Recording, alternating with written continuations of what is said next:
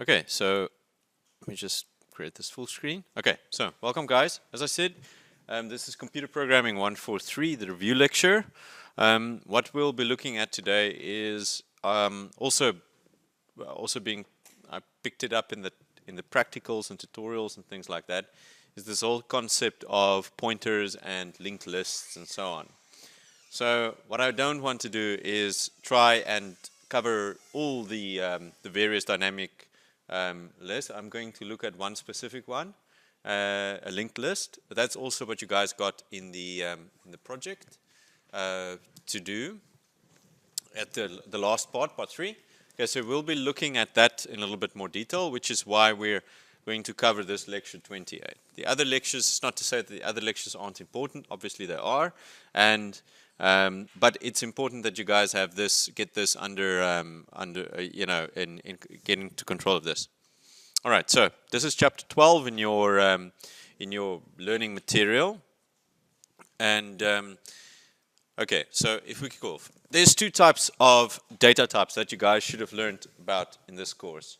One data type is static, okay, and this thing is basically single subscript arrays or double subscript arrays, multiple subscript arrays, and also structures. It's essentially variables where we know the size of that variable before the program starts executing, okay?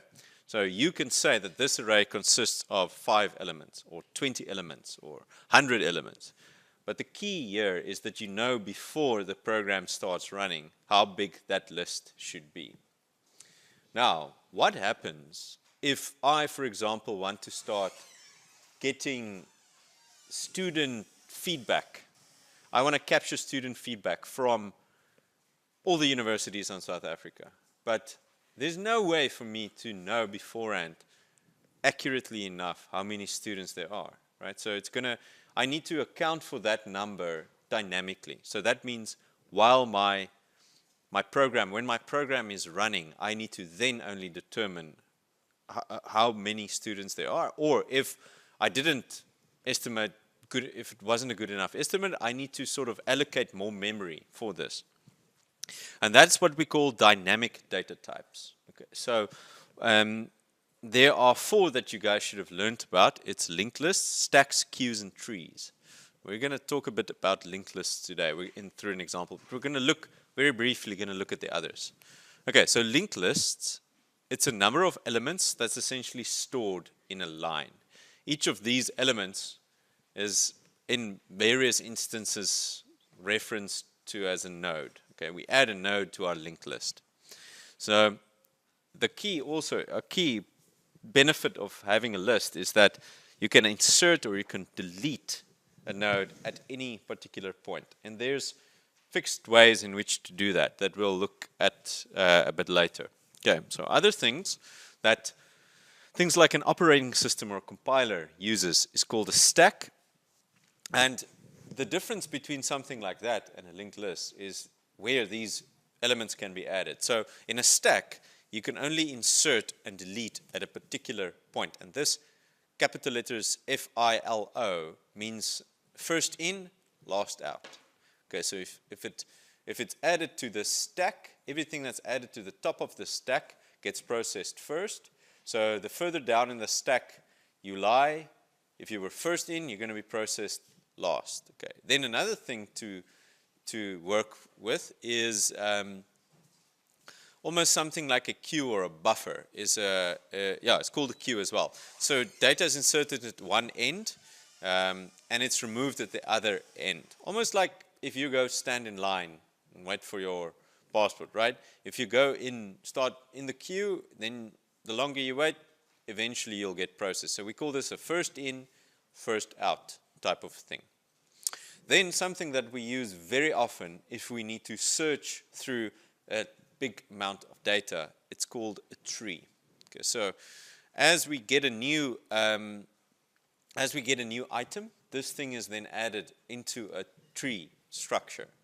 And the benefit with this compared to other type of sorting algorithms is that it scales much more efficiently. So if you have a bigger amount of data that you need to sort through, You're not going to implement something like bubble sort that you guys learned about. You're going to implement something that's based on binary trees. Okay, so dynamic data structures. The points that I think is very important. We need to start somewhere, right? And we're going to start at with our lists, our linked lists. But all of these dynamic memory type of data relies on the use of pointers. So if you need to add a new list node, a new node to the list, you need to update some pointers. And these pointers can also point to any type of other variables, for example, a structure as well. So you need to make sure that before you attempt to go through these lectures, that you, on the, hand in hand to that, go through the lectures on pointers and how pointers work, because that is a fundamental property in this part. Okay, so if we need to add a node in these lists that's dynamic, we talk about a self-referencing structure. Now, you guys have worked with structs, so the syntax that I'm showing you here in the bit of code over here, that shouldn't be new. We define here a struct, and we call it a list node. So this is one of the little blocks shown here graphically. It's called a list node, and it contains some data, right? So this data in this example is char, but the data could have also been a double, for example, the usage, as you guys saw in your practical, or something else, name, surname, whatever. That's your data. But then very important, it contains a pointer to the same type of node. And this is what we refer to as a self-referencing structure, is that it contains a pointer that is of the same type as this struct. And this essentially links these things together. So one of these list nodes points to another one, that one points to another one, and so on, right? And that's the glue that holds these things together. So, yeah, so that we can link them together. And typically, we set to show the start or the end of something, typically the end of the list, we use a null pointer. So that's where the initialization becomes very, very important as well for these things, for these linked lists, is that you should initialize the list to, or the new nodes as you add them to something, and we initialize that to null. And we also use that in if we search through the lists, or if we update the lists, we use that as an indicator to figure out, are we now at the start of the story or at the end of the story? Is there a new node to add, and so on? Okay. In C, there are specific routines, specific functions that we can use to manipulate the memory in the operating system. And these are called malloc, so memory allocate, that we use for memory allocation. Free, if we've got memory that we've allocated, we need to get rid of it, right? We can free it. And then also we have access to the sizeof function that tells malloc how much memory it should allocate. So remember, the difference between these type of dynamic memory structures and static memory structures like arrays is that we have no idea how big the memory requirement of this thing is. If we, for example, have a node, we allocate it when we add it. We don't know beforehand how big our linked list is, so that's why we need access to these dynamic memory allocation and freeing routines. Okay, so as I said, malloc takes a particular size that tells it how many bytes do I need. So in order to, we don't always know, we don't want to count in our program oh, we need 4 bytes or 16 bytes for my struct. We want to keep things as dynamic as possible, and to do so, we use this sizeof function. So the sizeof function takes as an argument, we'll see later in an example, takes, for example, the size of the struct. And then we pass that to malloc. Malloc returns a pointer to the memory that's been allocated. Okay, so if it wasn't successful to allocate memory. Say, for example, your hard drive, for some reason there isn't enough memory available, it's going to return a null pointer. If it wasn't able to, if there's no more space in RAM, otherwise it will return the address of that memory spot, that the start of that block that you've asked for. And but now, very important, because you hold that now in your program, if you don't get rid of that when you're not using it anymore, we call this a memory leak. So say, for example, you have a while loop, an infinite while loop, and in that while loop, you keep on allocating memory, but you never free it. Your program is pretty much very quickly going to allocate all the amount of available memory on the computer. It's going to crash probably, right? So good practice is that after you allocated memory and you're done using it, you can free it again.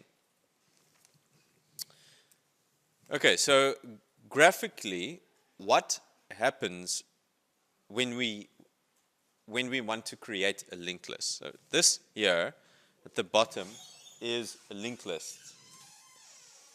So before we can create the list that consists of these various nodes, so as you can see, we have a start pointer.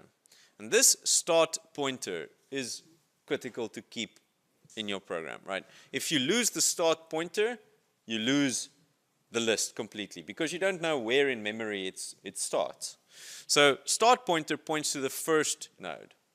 Then each of the nodes, like here for example, this one containing data with a 1, has got a next pointer. And this next pointer points to the subsequent node, and so on. So they're all linked linearly together. That's why it's called a linked list. So as I said, it's very critical to keep record of this first start pointer, this pointer to the first node, because if you lose that, you lose the entire list. Now, most important functions with the linked list is how do you search through it, how do you print it, for example, how do you insert something into it, and how do you delete it? How do you delete an element? How do you insert an element into it, and how do you search through this list for a particular element? Okay, now searching through the linked list is pretty simple, right? We said that the last item, the last node in the list contains a next pointer that isn't set to point to anything. In fact, it is set to null. So what we're going to do is we're going to start counting at the first node. So we set current pointer equal to the value of start pointer. So this is what we see over here. Current pointer will point to the same node as start pointer. Then we traverse it. We say, is my current pointer equal to null? And is my value, okay, so we're looking for a particular value. We're comparing that value to the node's data value. Okay, so if it's not any of these cases, it goes to the next node. So here, we move to the next node by saying current pointer is equal to current pointer's next pointer. So we move current pointer equal to this one over here. And eventually, if we either reach the end of the list, so if the pointer was null, we stop, or if we have found the value that we're looking for, we also stop. Okay, so that's how we search through it. We're going to look at an example regarding how to print out a list that shows this type of functionality also, and we can look at it when the program is running. Now, how are we going to add one of these nodes? So we want to add a little block like this. We want to add this into our linked list at an arbitrary point. Okay? So we want to add it between previous pointer and current pointer. Now, what we do is let's first create a new node. And to do this, we allocate it. We say malloc, the size of list node. List node is a structure. Okay, so we create memory for this list node. We set its value and we set its next pointer to null. Then we're going to move through this we want to put it in between here. These pointers over here, so we're going to say that this previous pointer, its next pointer, is going to point to this new pointer. I'm holding on to the pointer at the end here so that I don't lose that one. And I'm going to say that my new pointer's next pointer points to this one over here. So graphically, what happens is I say that new pointer has been allocated memory. Okay, cool. Gets assigned some value 7. And I set its next pointer equal to null. Then I point my previous pointer, its next pointer, equal to this one over here. So I link it into the list. And then I update this one's next pointer to point to the current pointer. So by doing this, I've added a node in between these two nodes over here. How are we going to remove something from the list? So to remove something from the list, we're going to say that temp pointer, okay, so let's say that if we jump ahead a bit, we want to remove this third item over here. Okay, we declare a temporary pointer to make sure that this link over here between nodes containing data items 4 and 9 doesn't get lost. Because the moment that you lose a pointer to a list node, you've lost that part of the list completely. Okay. There can be, for example, other nodes following this one. And if we lose this address, we've lost that part of the list. So we don't want to do that. So that's why we declare a temp pointer over here. So what we're going to do is we're going to set temp pointer equal to current pointer. Okay. Then this one over here, this previous pointer showing to the one just before current pointer, this one, right? Its next pointer is going to show to the end item, like this. Now we have a reference to this last node, so we're not going to lose it. Now what we can do safely is we can free this node over here. And if we free it, any reference that we have to it, right? Look, these two are pointing to that node. These two, if we free that node, their values become null. Okay, so if we need to compare why do we want to use linked lists and why do we want to use arrays, so linked lists is applicable when the number of elements in the list at any given time is not known in advance. Remember, an array, that gives us the ability to define beforehand, if we can define beforehand how big the array should be. If we're only going to work with 20 students, there's no need to use a linked list, you can use an array. If you do not know how many students beforehand, then it makes much more sense to use something like a linked list that can change dynamically with the program execution. Okay, and arrays can get full, remember, and if you try to access one element past the array, you're probably going to end up getting a segmentation violation. But linked lists, as long as you treat it correctly using the malloc routine, it can grow as much as you want until you run out of memory. Okay, so that's what you guys looked at in this lecture. I would like to go through an example as well, so we see how this works in code. And I thought what I'd also do is, because it might be a bit tricky to see here on the screen, I'm going to upload this example to Sunlearn as well, so that you can go through it and step through it and add printfs and print out memory addresses, because that is, in the end, this bit of the work, you're not going to just, by watching it, understand it. Most likely not. So you need to run it, compile it, run it, print out some values. Okay, play with it. That's the most important thing. So this example is called linkedlist.c. And essentially what I'm doing, it's just one file. I've got my, let's close this. Just want to close everything that I don't, all my projects that I'm not using. Got this one over here. Okay. Now, what I've got is I'm starting my project. I've got standard IO got my standard library. Then over here, I'm declaring a struct. So I'm declaring a struct of type list node. And this struct has something called data, char data. And it's also got a pointer. Remember, it's a self-referencing structure. So it needs to point to another node. So therefore, I declare a pointer called next pointer. And it is of type struct list node pointer over here, right? So the same type as this struct that it is embedded in. And I just use a type def here because I don't want to write this whole line all the time. So I'm going to type def these words to something that's capital letter L, list node over here. Okay. Now, I'm going to declare two functions. These are similar functions that you guys should have used in your practicals, in your projects. So what we have is we have something that allows us add node. It allows us to add a new node into our list. And pretty interestingly, over here, I use a double pointer. Okay? A pointer to a pointer. So that's something that we'll talk about that now, but please make sure that you understand what that is for the preparation for the tests and exams. Okay, so this is a type, let's change that to a type int.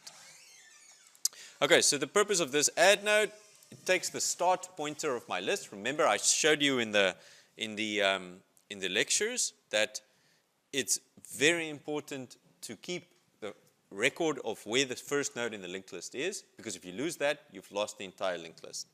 So that's the start pointer. Now, and this add node function, you can also give it some data, and it'll add the data into the list node's data over here. So that it has a member called int data. This value will be written in here.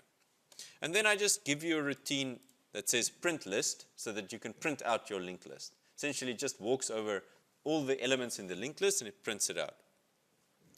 So how are we going to begin the program of creating a linked list?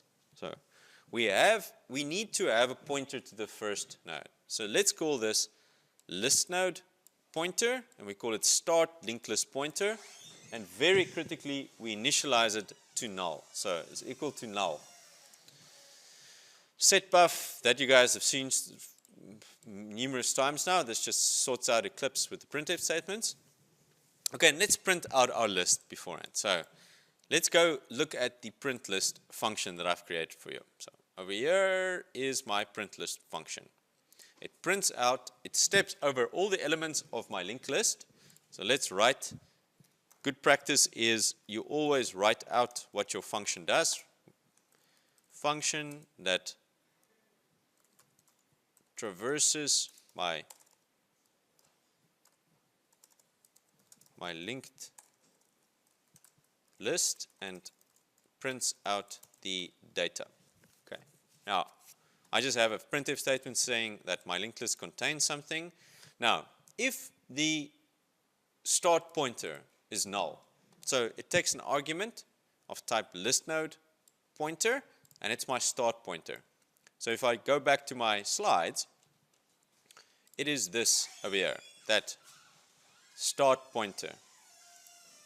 So it takes this thing. Now, if it was null, and I try to do something like this, if I try to do this, I try to dereference a pointer that's null, my program is going to crash. So before doing that, I test, is it equal to null? If it was equal to null, well, then I know my list has been empty. I haven't added anything. Now, if it's not null, okay, then there's elements in my list. So then I'm going to walk over it. I'm going to say start pointer is not equal to null. Okay, I have elements. I'm going to say printf, let's print out start pointer's data. Then let's move to the next element. To do so, I say start pointer is equal to start pointer's next pointer. So essentially, I'm doing this.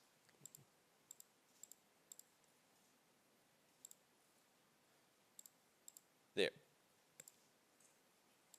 I'm doing this. I'm saying start pointer starts off with being the first element in the node. Then I say, let start pointer equals start pointer's next pointer. Then it moves to that node. And then it moves to that node. And then it moves, and then it goes to that node, and then it says, okay, it's finished because the next pointer is equal to null.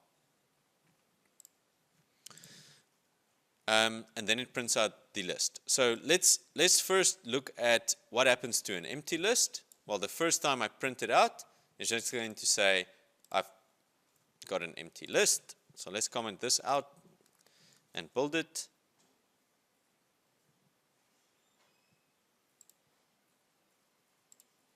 Create it like this. Always, when you work in Eclipse, look at the console output to make sure there's no warnings and no errors. Everything looked okay over here, so now I'm going to run it. Okay, so it says, as I expected, empty list. Something also that's important, that's useful when working with these type of programs, is when you have your main, here you open your main, and here you close your main, and here's the return 0. Right before the return 0, print out something like finished, an indicator that your program is completed. Because very typically, when you start working with pointers and things like that, it crashes somewhere in one of the functions, and it's very difficult for you not to obtain, has my program now stopped or not, or is it hanging somewhere? So if you print out finish just before it exits, you at least know that your program has ended successfully. Okay, so just a bit of advice. Okay, so now, we've printed out this one, but it doesn't contain anything, so at least it's telling me that. It's saying empty list and finished. Okay, now let's see if I now add something. I'm going to give it now, I want a routine called add node that takes this start pointer and adds a new node to it. But remember, in the beginning, the list was empty. Okay, so start linked list pointer, the start pointer is equal to null. But if we allocate something, if we do create a new node now, then we need to give start pointer that new memory address. Okay? So it's essentially, it's a pointer that needs to be updated, and we can update it using a function in two ways. So one way is to return the address, the new memory area, like malloc. Malloc returns an address of a memory spot, but we can also do it in another way. We can use call by reference. Because remember, if you, for example, have a function that needs to update multiple values of some argument, then we call that function in call by reference mode, right? And we give it the address of those variables. And inside that function, we use pointers. So here, our variable is this start linked list pointer, and we want to update the address to which it is its value using call by reference. So the reason we want to give it now, very similar to something we give it the address, very similar to the other examples of call by reference. We give it the address of the variable, but the address of the variable in this case is now already a pointer. So the reason now, if we do it like this, if we give this address through to this function, it's already a pointer. We need to create what we call a double pointer over here. Okay, so, and then the second argument is just the data that we want to store in the new node. So, yeah. Okay, so as I said, there's two ways in which to return. So the question is, she doesn't quite understand why to use a double pointer. So there's two ways in which you could have added a new node, right? One way is similar to the malloc routine. Okay, now the malloc routine, if we go back to the slides, let's look at this again. Just want to go back to the slides over here. In the malloc routine here, let's look at that. It's this part, this top part over here. The malloc routine returns a pointer. So in this case, it returns a pointer of type void, so it can be an arbitrary pointer, but it returns a pointer, and a pointer points to some memory address. In this case of malloc, it points to the first location of the block of memory that you've asked it to allocate. Now, my add node function, because I give it my start pointer, remember, for me to create a linked list, I need to, a critical thing is, yes, there's two parts that's very critical. The nodes that the linked list is formed of, and also how these nodes are linked together, right? So I need to start my list off with somewhere. So I started off with the start pointer over here. And at the beginning, that start pointer doesn't contain anything. It's null. So the first time I add something, I need to update that start pointer's value. And if I want to use one function to add new nodes to my list, I need to account for that fact. So my add node function needs to either return the address of the start pointer, okay, the new start pointer, or if it doesn't return anything, it needs to update that start pointer in another way. And the only other way that we know in C how to do that is not to use call by value. Remember, there's two ways in which to call a function: call by value and call by reference. If we use call by reference, then we need to give it the address of start pointer. But if we give the address of start pointers through, start pointer is already a pointer to something else. That's why that additional pointer sign comes into play. And it's a pointer to a pointer. So, okay. All right, now, okay, so now we've discussed that part. So how does the add node function, also that you guys had to look at for the practical, how does it add a node? Okay, so when we come in, when the start pointer, when the add node starts, the first thing you do is let's create a new node. So let's create a new node that we're going to add to the linked list. So if the new pointer already here, we say it's of type list node, right? It's a list node pointer. And we're going to use this malloc function to do that. So we're going to say malloc, and how much memory do we need? We're going to use a sizeof routine, and we pass it the value of list node. Okay? So it's that struct that we've defined. Then we're going to see, is new pointer is not equals null, then we can assign value to its members. So this essentially just checks that this part essentially just checks that there wasn't an issue with the memory allocation.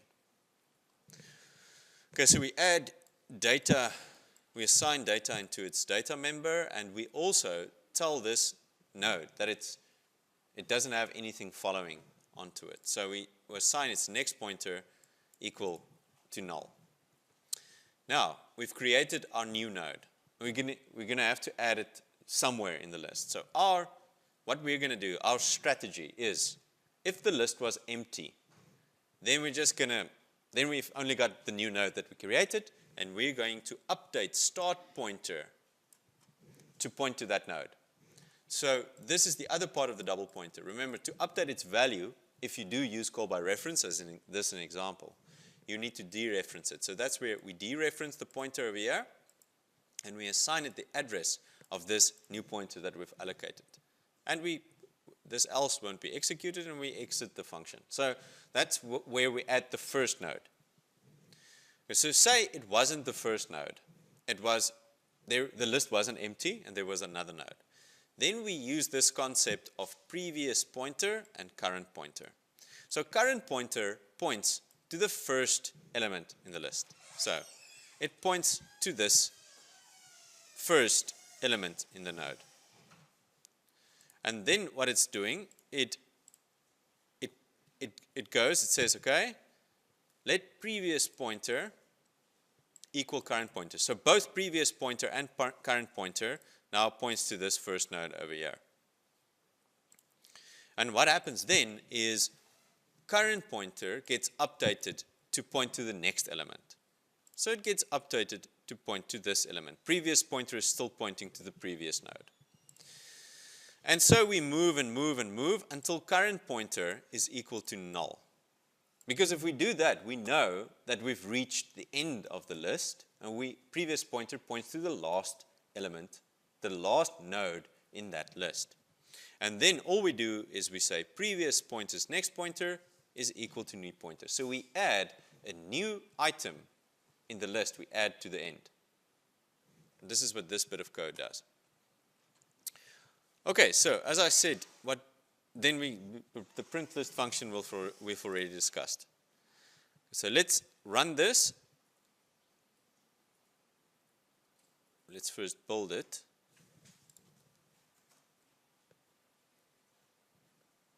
Just check that everything was okay.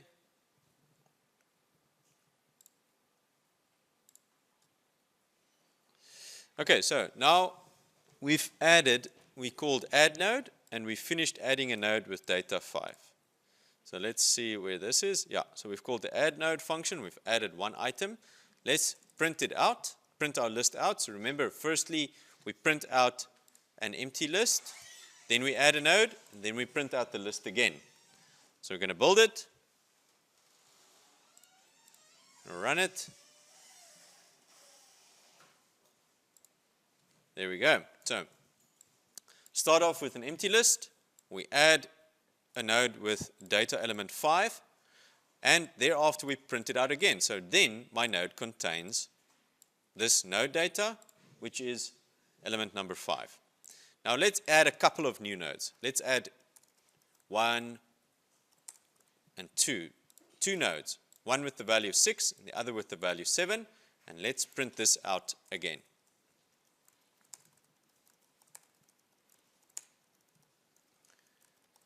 Okay. Okay, so I print this list out again, and it contains a few items. So let's see what happens if I do that. Okay, now, first I start off with an empty list, then I add one node that contains the value 5. I print out my list. It says my linked list has got one node with the value 5. Then I add two new nodes, 6 and 7. Print out my list again.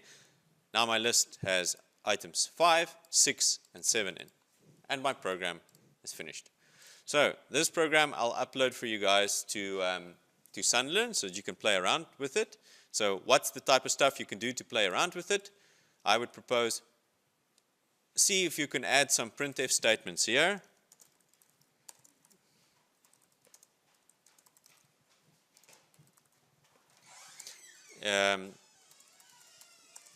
To check how the list is traversed. Traversed is stepped over. So how do you walk through this list? You can printf the memory address of these nodes, right? And you can see how the pointers are updated, or you can print out the values, things like that.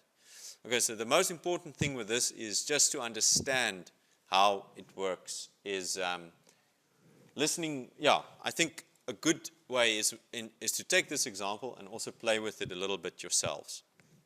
Okay, you guys have any questions about this part of the work or any other part of the work? Okay, if not, then I wish you all the best for the exams. I'm sure it's going to go well.